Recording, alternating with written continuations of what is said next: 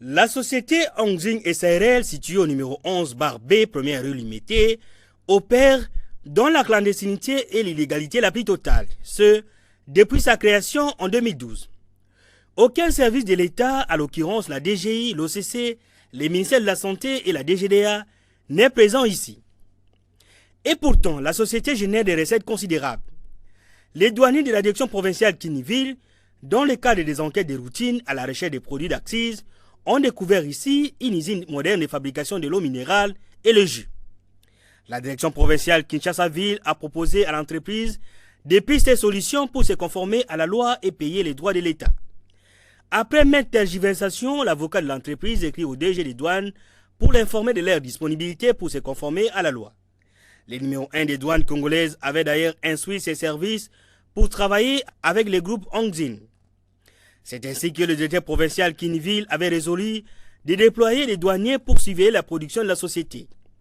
Les permanents de la DGDA ont été chassés quelques heures seulement, comme des malfrats par des Chinois qui sont gardés 24 heures sur 24 par des unités combattantes prêtes à tirer. Chaque fois que les douaniers descendaient sur place, c'est la bagarre qui éclatait avec les Chinois. Après une année de rappel à l'ordre, ces Chinois n'ont pas voulu obtempérer aux recommandations de la douane. Non, il n'y a pas question de causer avec patron. Ici, Congo, pas Chine. Oui, attention, Congolais, là en Chine, pas faire ça. Respectez l'État chinois. Ici, Congo, pas Chine, attention. Pas que soit appelé patron. Patron ici, c'est l'État congolais. C'est pas chinois.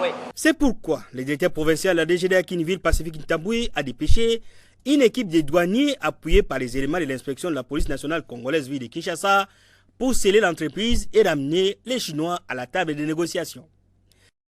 Il est 7 heures quand ces éléments de la brigade douanière et la police nationale assiègent l'immeuble abritant le groupe Hongxing SARL.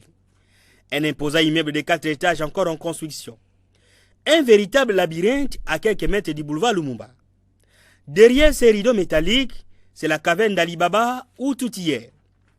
Les activités économiques sont menées sans la moindre présence de services étatiques.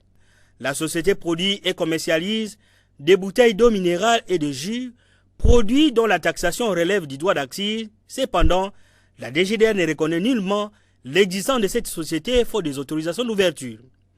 Des machines géantes de la dernière technologie produisent 24 heures sur 24 des bouteilles d'eau marque Beni et ses jus très sollicités et prisés par les enfants. Des produits sortis fraîchement d'usine sont directement congelés ici au premier étage de l'immeuble où les températures moyennes vont jusqu'à moins 15 degrés. Au deuxième étage, ce sont ces machines qui auraient peut-être bénéficié des exonérations avant leur entrée sur le sol congolais. C'est ici aussi que sont fabriquées des bouteilles et des emballages en plastique. Et pourtant, leur importation, fabrication et commercialisation sont interdites sur le sol congolais par les décrets du Premier ministre du 30 décembre 2017. Au troisième étage, c'est une autre activité, la fabrication, le conditionnement et la vente des produits pharmaceutiques. Des sérums glucosés, voire des antibiotiques, sont fabriqués ici. Des cartons de produits parfois périmés depuis 2010, pour lesquels les malais des Chinois changent seulement l'emballage, sont déposés à même les sols, dans un local pollué, prêt à être embarqué dans ces camions pour leur distribution, dans les hôpitaux chinois, voire même dans les pharmacies privées de la capitale et de l'arrière-pays. Au quatrième étage, c'est un véritable capharnaüm où des objets de tout genre, parfois insensés, sont stockés. Des produits qui portent des étiquettes de diversion. Dans les bâtiments de derrière, réservés à la résidence des Chinois, c'est les dépôts de matières premières pour le mélange de jus, de l'eau minérale et pour la fabrication de produits pharmaceutiques.